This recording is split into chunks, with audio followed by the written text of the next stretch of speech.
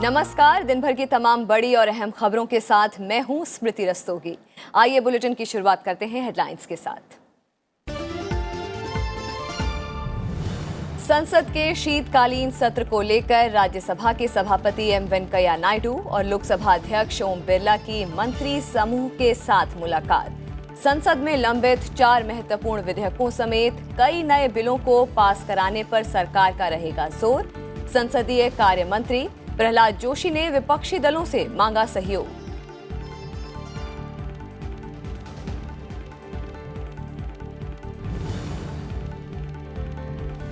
राज्यसभा सभापति एम वेंकैया नायडू का विधायी प्रस्तावों के सामाजिक, आर्थिक, पर्यावरणीय और सांस्थानिक प्रभाव के मूल्यांकन का सुझाव। राज्यसभा सचिवालय में बीते 2 साल में नियुक्त नए कर्मचारियों को किया संबोधित। कहा, सचिवालय के अधिकारियों और कर्मियों का तकनीकी रूप से सक्षम होना जरूरी।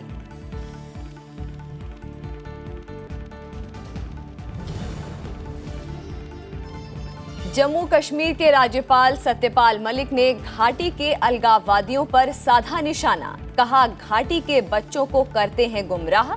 अलगाववादियों के परिवार और बच्चे अच्छी जगहों पर सेटल, लेकिन दूसरों के बच्चों को दिखाते हैं आतंकवाद का रास्ता। जम्मू कश्मीर और लद्दाख के सरकारी कर्मचारियों के लिए केंद्र सरकार का बड़ा ऐलान। 31 अक्टूबर को नया केंद्र शासित प्रदेश बनने के बाद सभी कर्मियों को 7वें वेतन आयोग की सिफारिशों का मिलेगा लाभ।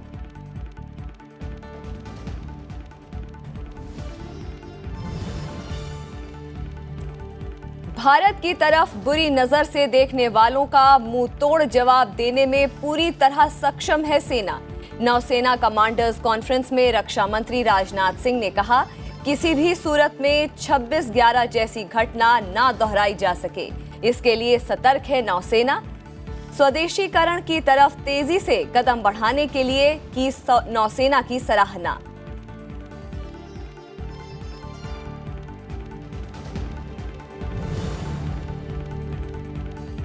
सोशल मीडिया प्रोफाइल को आधार से लिंक करने वाली याचिकाओं पर अगले साल जनवरी में सुप्रीम कोर्ट में होगी सुनवाई।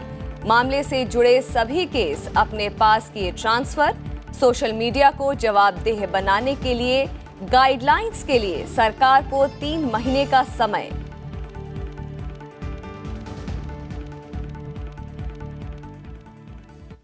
जम्मू कश्मीर के राज्यपाल सत्यपाल मलिक ने घाटी के अलगाववादी नेताओं और कट्टरपंथियों पर निशाना साधा है। उन्होंने कहा है कि यहाँ जितने समाज, धर्म, हुर्रियत और मुख्य धारा के नेता कहे जाते हैं, ये सब अपने बच्चों को अच्छी शिक्षा देते हैं और इन सब के परिवार अच्छी तरह से सेटल हैं। इसमें से किसी की संतान आतंकवाद की ओर रुख नहीं करती। इन लोगों की फितरत रही है कि घाटी के बच्चों को गुमराह करके जन्नत का रास्ता दिखाया जाए और मरवा दिया जाए।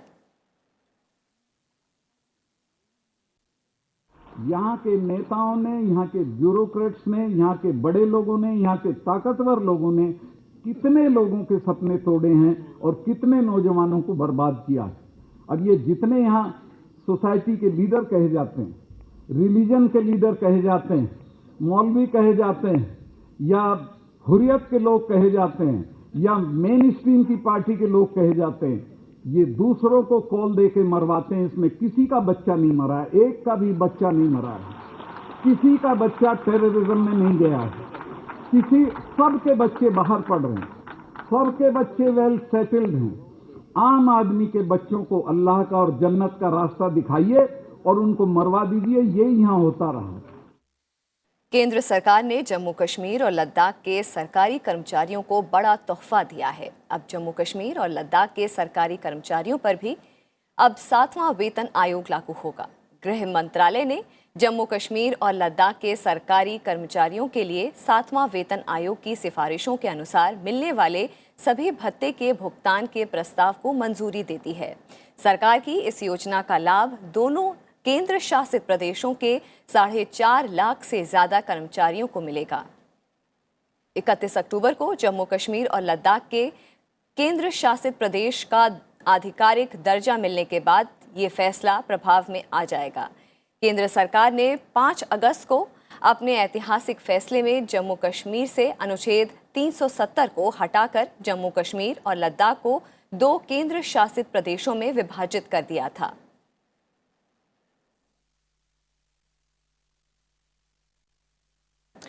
रक्षा मंत्री राजनाथ सिंह ने कहा है कि भारत शांति का पक्षधर है, लेकिन अगर भारत की तरफ बुरी नजर से देखा गया तो भारतीय सेना दुश्मन को मुंहतोड़ जवाब देगी। दिल्ली में नौसेना कमांडर्स की कॉन्फ्रेंस में उन्होंने कहा कि हमारा समुद्री क्षेत्र नौसेना के हाथों में पूरी तरह से सुरक्षित है। किसी भी सूरत में 26/11 जैसी घटना न दोहराई जा सके, इसके लिए भारतीय नौसेना लगातार सतर्कता और निगरानी रख रही है।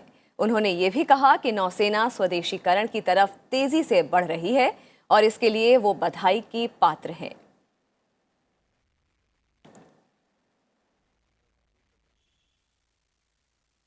देखिए, भारत का जहां तक सवाल है, भारत ने कभी ऑफेंसिव नहीं रहा है। भारत का एक चरित्र रहा है कि भारत ने दुनिया के कभी किसी देश के ऊपर न तो कभी आक्रमण किया है और न दुनिया के किसी भी देश की 1 इंच जमीन पर भारत ने कभी कब्जा किया है। भारत का एक चरित्र रहा है। लेकिन भारत की हमारी जो सेना है, जो आर्म्ड फोर्सेस हैं, उनके अंदर वह कुव्वत है, वह ताकत है, जो भारत को बुरी नजरों से देखने की कोशिश करेगा तो उसका वह मुंहतोड़ जवाब दे सकती है। और हमारी इंडियन नेवी का भी यह संकल्प है कि किसी भी सूरत में 26/11 इसकी पुनरावृत्ति न होने पाए या किसी भी सूरत में न दोहराया जा सके, एक ऐसी चाक चौबंद व्यवस्था की है। और आज मुझे यह जानकर बेहद खुशी हुई कि स्वदेशीकरण, इंडिजनाइजेशन की तरफ भी हमारी इंडियन नेवी तेजी से बढ़ रही है। और हमारी जो शिप्स हैं उसमें एक हाई परसेंटेज उन्होंने इंडिजिनस आइटम्स लगाने में भी अब काफी कामयाबी उन्होंने हासिल की है। और संसद के शीतकालीन सत्र को लेकर आज केंद्रीय मंत्रियों के एक दल ने राज्यसभा के सभापति एम वेंकैया नायडू और लोकसभा अध्यक्ष ओम बिरला से संसद के आगामी शीतकालीन सत्र के संबंध में विचार विमर्श किया। संसद का शीतकालीन सत्र 18 नवंबर से शुरू होगा और 13 दिसंबर तक चलेगा।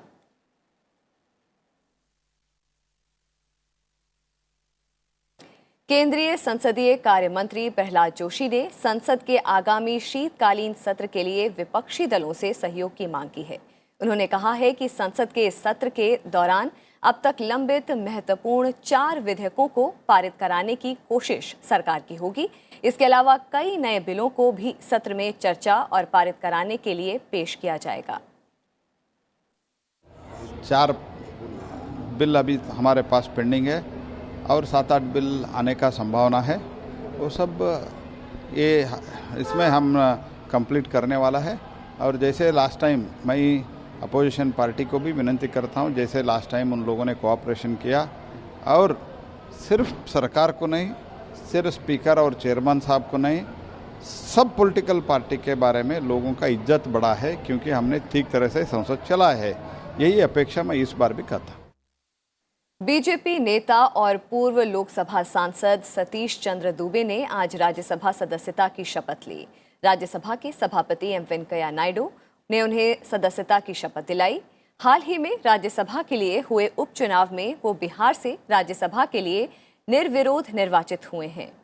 2 मई 1975 को जन्मे सतीश चंद्र दुबे 2014 में वाल्मीकि नगर संसदीय क्षेत्र से 16वीं लोकसभा के लिए चुने गए थे। वो संसद की श्रम संबंधी स्थायी समिति के भी सदस्य रहे हैं। इसके अलावा उन्होंने सलाहकार समिति, ऊर्जा और नवीन एवं नवीनीकरण ऊर्जा मंत्रालय के सदस्य की भी जिम्मेदारी निभाई है। मई 2005 से 2014 तक वो 3 बार बिहार विधानसभा के सदस्य भी रह चुके हैं।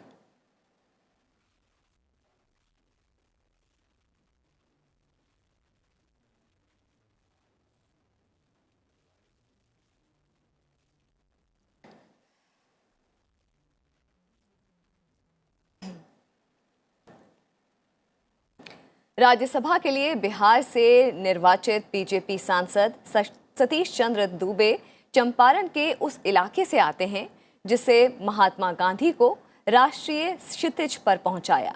नील की खेती से मुक्ति के बाद भी ये इलाका काफी पिछड़ा हुआ है।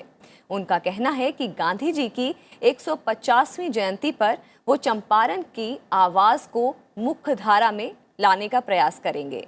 शपथ लेने के बाद राज्यसभा टीवी के संसदीय मामलों के संपादक अरविंद कुमार सिंह ने उनसे खास बातचीत की। जो चंपारण है, गांधी जी को उस शिखर तक पहुंचाया और उनका जो कर्म था बहुत अच्छा से चंपारण का नाम रोशन हुआ। लेकिन कांग्रेस के लोग केवल गांधी जी के नाम को अपना विरासत समझ के रखा। चंपारण विकास के मुद्दा पे काफ़ी पीछे रहा। लेकिन जब से अटल जी की सरकार बनी, भाई नरेंद्र मोदी जी की सरकार बनी, चंपारण विकास के तरफ अग्रेसिव है और भविष्य में बहुत अच्छा होगा पूरे बिहार में, पूरे चंपारण में, पूरे देश में। इसका मैं कामना भी करता हूं और आगे बढ़ रहा है, बढ़ते रहेगा। मतलब उच्च सदन में आप चंपारण की आवाज़ बनेंगे? बिल्कुल बिल्कुल बुलंद करूंगा।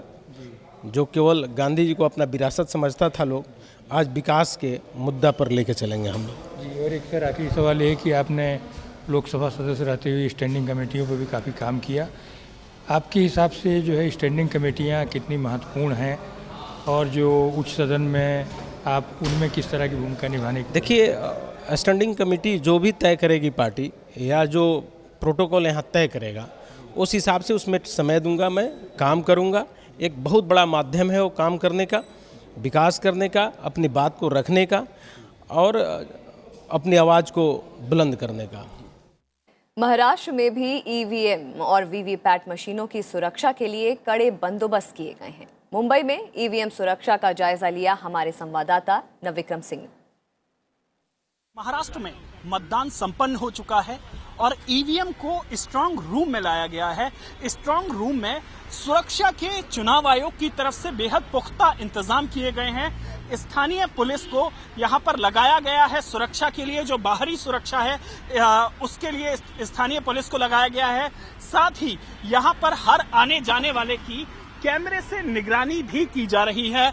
जो भी अधिकारी यहां पर आ रहे हैं उनकी बाकायदा रिकॉर्डिंग हो रही है। साथ ही लिखित तौर पर भी यहां पर दिखाया जा रहा है। स्थानीय पुलिस बड़ी मुस्तैदी के साथ बाहरी सुरक्षा कर रही है।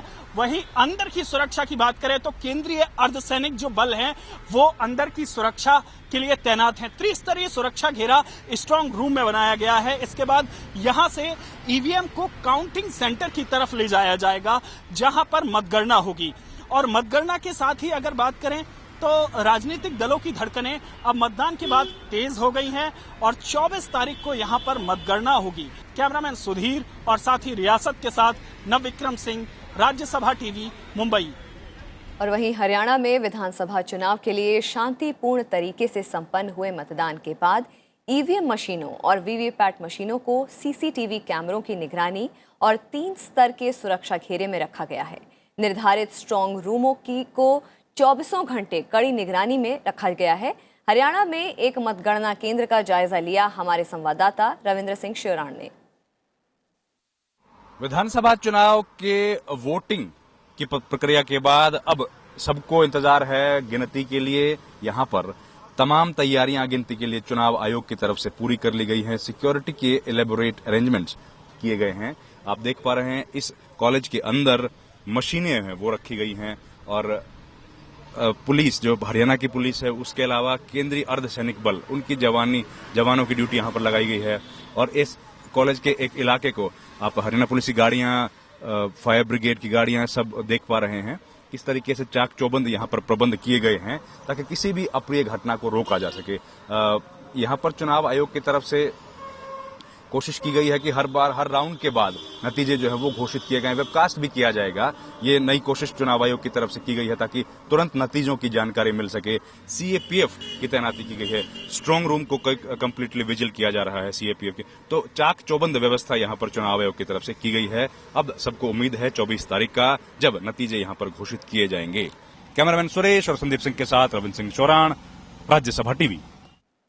राज्यसभा के सभापति एम वेंकैया नायडू ने कहा है कि संसद में अवरोध की बजाय चर्चा के जरिए मुद्दों का हल निकाला जाना चाहिए। उन्होंने कहा कि अवरोध को रोकने के लिए राज्यसभा में के नियमों में बदलाव की प्रक्रिया चल रही है। राज्यसभा के नए भर्ती हुए कर्मियों को संबोधन में सभापति ने कहा कि विधेयकों के निर्माण के दौरान ही बारीक खामियों को पहचान कर दूर करना सचिवालय की बड़ी जिम्मेदारी होती है। Today is a red letter day that would always be remembered in the history of Rajya Sabha Secretariat. उपराष्ट्रपति और राज्यसभा के सभापति एम वेंकैया नायडू ने उम्मीद जताई है कि विभिन्न राजनीतिक दल संसद में अवरोध की बजाय आपसी बातचीत के जरिए मुद्दों का हल तलाशेंगे। राज्यसभा सचिवालय के नए भर्ती कर्मचारियों को संबोधन में उन्होंने कहा कि राज्यसभा कार्यवाही के नियमों में संशोधन की प्रक्रिया चल रही है, जिसका मकसद अवरोध को रोकने के साथ कार्यवाही को सुचारू रूप से चलाना है। Let the government propose, let the opposition oppose, and let the House dispose. That is the best manner in democracy. There is no other shortcut methods. So you must be always tolerant to the other point of view, and then you must always come out with new ideas, and then move on. That's my advice to all the parliamentarians and legislators. In the coming days, I hope that there will be further improvement in the functioning of the parliament. सभापति M Venkaiah Naidu ने कहा कि संसद के सचिवालय की कानून बनाने में अहम भूमिका होती है और कानूनों की बारीक खामियों को विधेयक निर्माण के शुरुआती स्तर पर पहचानना जरूरी होता है। उन्होंने कानूनों के समाज पर असर के अध्ययन की जांच के लिए सोशल इम्पैक्ट असेसमेंट पर भी जोर दिया। इस मौके पर राज्यसभा के महासचिव देश दीपक वर्मा भी मौजूद थे। Each bill is accompanied by a statement of reasons containing justification for each legislative proposal and also contains the financial implications, if any, of that proposal. So that gives an opportunity to read and understand the purpose. But I find that present there is some lacuna with regard to the assessment of the impact of legislations being made by Parliament and legislatures of the state. Informed legislation will help us in realizing the stated objectives of various laws. This requires a detailed impact of assessment of legislation at the stage of both pre-registration and post-registration. This impact assessment could cover social impact, economic impact, impact on the existing institutions and environmental impact. Rajya Sabha के सभापति ने पहली बार नए भर्ती होकर आए कर्मियों को संबोधित किया। इस दौरान 2016 के बाद से भर्ती हुए 151 कर्मियों के साथ ही सचिवालय के कर्मचारी भी उपस्थित थे। उपराष्ट्रपति ने कर्मचारियों को तकनीकी और विधायी ज्ञान हासिल करने के साथ अच्छी सेहत और फिट रहने का भी संदेश दिया। पंचानन मिश्रा, राज्यसभा टीवी। भारत युवाओं का देश है और ये युवा नए भारत के निर्माण में महत्वपूर्ण भूमिका निभा सकते हैं। उपराष्ट्रपति M Venkaiah Naidu SRM university के दीक्षांत समारोह में मुख्य अतिथि के तौर पर शिरकत करते हुए ये बातें कहीं। उन्होंने कहा कि नया भारत गरीबी, अशिक्षा, भय, भ्रष्टाचार, भूख और भेदभाव से मुक्त हो, इसी के लिए युवा निरंतर प्रयास करते रहें। उपराष्ट्रपति ने जलवायु परिवर्तन और घटते प्राकृतिक संसाधनों पर भी युवाओं को ध्यान देने के लिए कहा और इसके समाधान खोजने पर जोर देने की बात कही। Everybody must strive to build a new India which is free of poverty, illiteracy, fear, corruption, hunger and discrimination. Discrimination of any kind. No social discrimination. Who is upper caste? Who is lower caste? Who has decided this? What is the sanction for this? Vedas did not sanction it. Shastras did not sanction it. It came in between. It all depends on your knowledge, your capacity, not because of your community. शिक्षा नीति पर बदलाव पर जोर देते हुए उपराष्ट्रपति ने कहा कि समग्र शिक्षा प्रदान करने के लिए भारत के पारंपरिक ज्ञान का आधार और आधुनिक शिक्षा का एकीकरण जरूरी है। उन्होंने कहा कि नैतिकता और भारतीय मूल्यों में निहित शिक्षा प्रणाली समय की जरूरत है। उन्होंने समारोह में मौजूद छात्रों से देश की महान विरासत, संस्कृति और परंपराओं के बारे में जानने और एक जिम्मेदार नागरिक बनने की सलाह दी। उपराष्ट्रपति ने युवाओं को खेल में सक्रिय भागीदार के लिए फिट इंडिया अभियान को आगे बढ़ाने की अपील की। It is important for you to inculcate Indian values, understand the great heritage, culture, traditions of our country. You must also learn to treat fellow human beings with respect. Education must transform an individual into a responsible human being. with the social, moral and ethical values instilled in him or her, apart from making the person more productive, apart from remolding the syllabi and pedagogy, the stress should be on learning by doing. Learning by doing. Preserving India's traditional knowledge base and integrating it with modern education system is important as we rapidly advance towards building a knowledge-based society. Nobel पुरस्कार विजेता अर्थशास्त्री अभिजीत बनर्जी ने आज प्रधानमंत्री नरेंद्र मोदी से उनके आवास पर मुलाकात की। इस दौरान अभिजीत बनर्जी की प्रधानमंत्री से कई मुद्दों पर चर्चा हुई। नोबेल पुरस्कार विजेता ने प्रधानमंत्री को धन्यवाद देते हुए अपनी मुलाकात को बेहतरीन बताया। बनर्जी ने कहा कि प्रधानमंत्री से गवर्नेंस के मुद्दे पर भी बात हुई।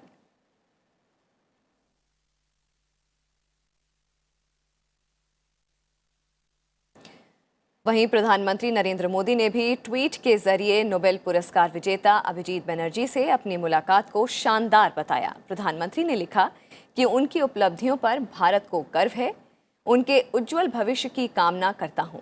भारतीय मूल के अमेरिकी अर्थशास्त्री अभिजीत बनर्जी को हाल ही में नोबेल सम्मान दिए जाने की घोषणा की गई थी।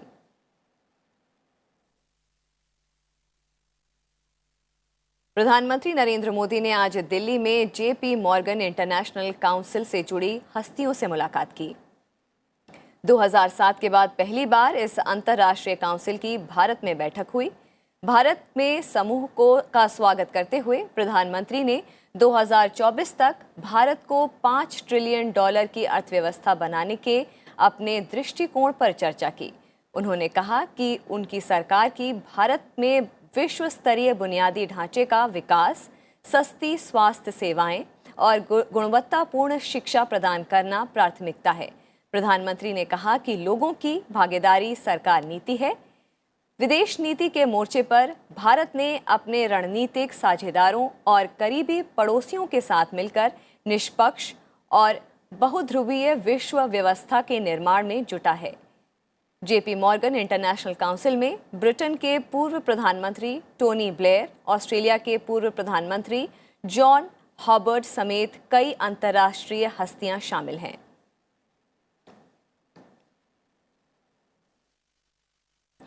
गुरु नानक देव के 550वें प्रकाश पर्व पर 90 से अधिक देशों के राजनयिक आज अमृतसर पहुंचे। सिख धर्म के प्रवर्तक गुरु नानक देव जी के 550वें प्रकाश पर्व को लेकर पूरे देश में विशेष कार्यक्रम आयोजित किए गए हैं। इसी सिलसिले में आज दुनिया के कई देशों के प्रतिनिधि स्वर्ण मंदिर में एक कार्यक्रम में शिरकत की। भारतीय संस्कृति संबंध परिषद ने नई दिल्ली स्थित विदेशी मिशनों के प्रमुखों को अमृतसर में स्वर्ण मंदिर की यात्रा के लिए आमंत्रित किया था। इस समारोह में केंद्र सरकार की तरफ से शहरी विकास मंत्री हरदीप सिंह पुरी, ICCR के अध्यक्ष विनय सहस्त्रबुद्धे शामिल हैं।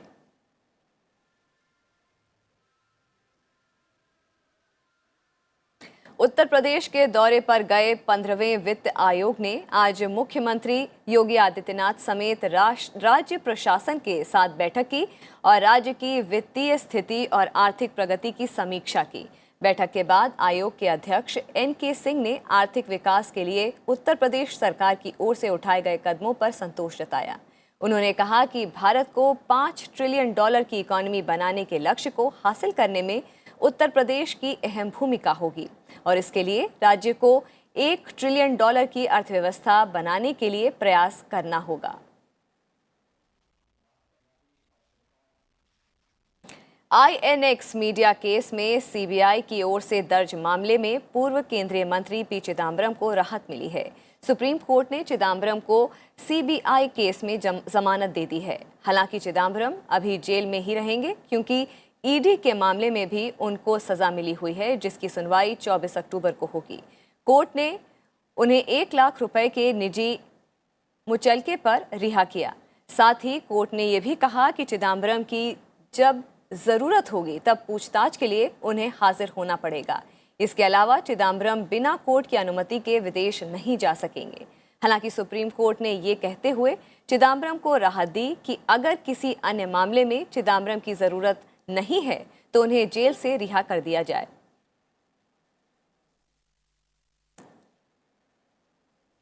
सुप्रीम कोर्ट ने निचली अदालतों में सोशल मीडिया प्रोफाइलों को आधार से जोड़ने संबंधी मामलों को ट्रांसफर कर दिया है।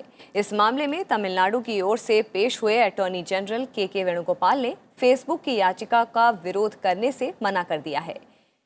अब इन याचिकाओं पर सुप्रीम कोर्ट में सुनवाई होगी। सुनवाई जनवरी 2020 के आखिरी सप्ताह में हो सकती है। केंद्र सरकार ने सोशल मीडिया को अधिक उत्तरदायी और जवाबदेह बनाने के लिए मानक तय करने के लिए 3 महीने का समय कोर्ट से मांगा है। अदालत ने इस मामले में सरकार से रिपोर्ट देने को कहा है। अभी सोशल मीडिया प्लेटफॉर्म्स को आधार से जोड़ने को लेकर देश की 3 अलग-अलग हाई कोर्ट में मामले चल रहे हैं।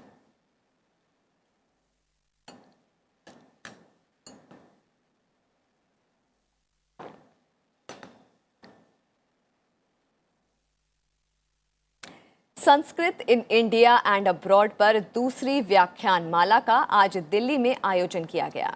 इसका मकसद संस्कृत भाषा में उच्च शैक्षणिक अनुसंधान के अवसरों को छात्रों तक पहुंचाना है। जामिया मिलिया इस्लामिया के संस्कृत विभाग की ओर से ये विशेष व्याख्यानमाला का आयोजन किया गया।